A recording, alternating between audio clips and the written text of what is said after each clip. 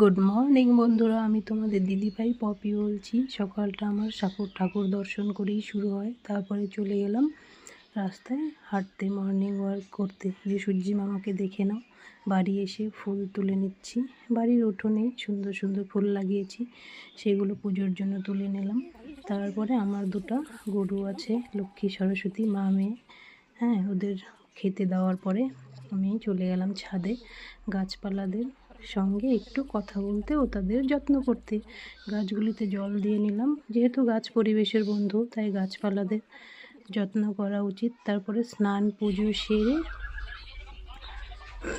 চলে এলাম ঠাকুর ঘরে, পুজো করে নিলাম। তারপরে চা বানিয়ে নিলাম সকালে সবার জন্য। তারপরে এবার দুপুরের খাওয়া দাওয়া রেডি করছি। দুপুরের সবাইকে খেতে দিয়ে দিলাম।